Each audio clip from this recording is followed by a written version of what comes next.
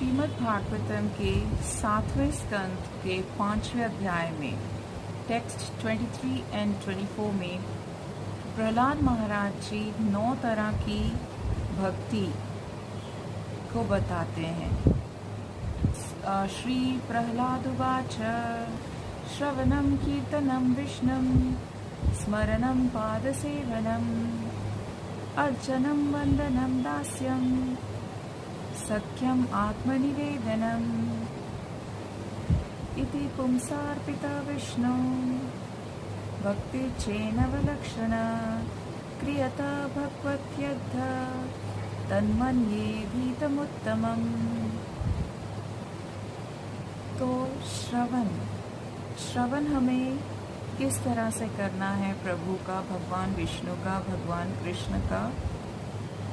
परीक्षित महाराज जैसे उनके पास देखिए सिर्फ 7 दिन थे और 7 दिनों में ही उन्होंने जो है मुक्ति को पा लिया था।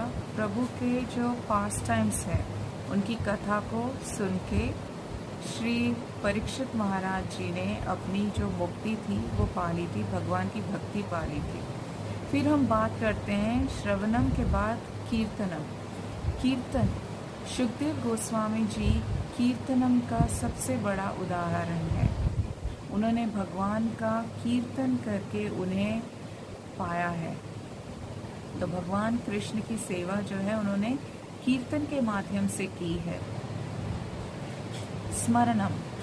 स्मरणम यानी भगवान को याद करना। सबसे बड़े जो उदाहरण हैं हम ले सकते हैं प्रहलाद महाराज जी का और ध्रुव महाराज जी का। आप सभी जानते हैं कि प्रहलाद महाराज जी के जो पिताजी थे हिरण्यकशिपु, वो एक राक्षस थे और उन्होंने उन्हें किस प्रकार से पीड़ा और यातना दी, बट उसके बावजूद भी प्रहलाद महाराज जी ने भगवान विष्णु का स्मरण निरंतर किया। फिर हम बात करते हैं पाद सेवन। जब पाद सेवन की बात आती है भगवान विष्णु के, भगवान कृष्ण के चरण सेवा की, तो माता लक्ष्मी का नाम सबसे ऊपर आता है। आपने देखा होगा चित्रों में भी कि माता लक्ष्मी जो है भगवान विष्णु के चरण दबाती हैं, उनकी चरण सेवा करती हैं।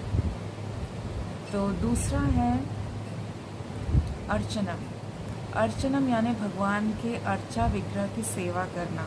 तो महाराज पृथु जो है उनका नाम सबसे ऊपर आता है, इस श्रेणी में सबसे बड़े भक्त हुए हैं।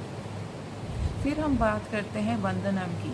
वंदनम में जैसे हमने प्रेयर्स की, प्रार्थना की, तो जो अक्रूर जी थे आप सभी जानते हैं कि वो भगवान विष्णु के, भगवान कृष्ण के कितने बड़े भक्त थे, तो उनका नाम सबसे ऊपर आता है वंदनम में।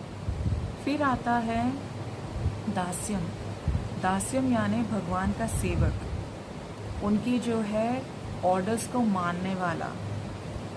उनमें सबसे ऊपर श्रेणी में नाम आता है हनुमान जी का, हमारे हनुमान जी का, जो भगवान राम जी के सबसे बड़े और परम भक्त हैं। फिर हम बात करते हैं दास्यम के बाद में आएगा यानी सखा, फ्रेंड। तो भगवान के फ्रेंड जो हैं अर्जुन, उन जो हैं भगवान कृष्ण के सखा हैं, तो उनका नाम जो है सबसे ऊपर श्रेणी में आता है भगवान कृष्ण के सखा के रूप में।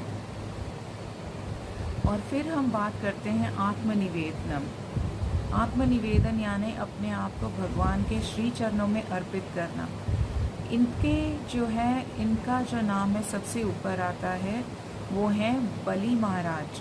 बलि महाराज को आपने देखा होगा जब वामन देव जी का अवतार हुआ था, जब भगवान विष्णु वामन देव बन के आए थे, तो उन्होंने नीचे भूमि पर बैठकर उन्होंने कहा था कि प्रभु आपने 2 पग की तो मैंने आपको जगह दी हुई है। तो भगवान ने क्या किया था, दोनों पगों में एक का धरती माप ली थी, एक जो था उन्होंने आकाश। तब तीसरा पग कहाँ पे रखे, तो तीसरा पग रखने के लिए वो स्वयं नीचे बैठ गए थे बलि महाराज। उन्होंने कहा था कि प्रभु आप अपना तीसरा पग जो है मेरे सिर पर रखें। तो उनका जो नाम है आत्मनिवेदन में सबसे ऊपर श्रेणी में आता है। तो ये आज हमने जो बात की है ये है 9 प्रकार की नवदा भक्ति की, कि कैसे कैसे भगवान की भक्ति 9 प्रकार से कई भक्तों ने की है।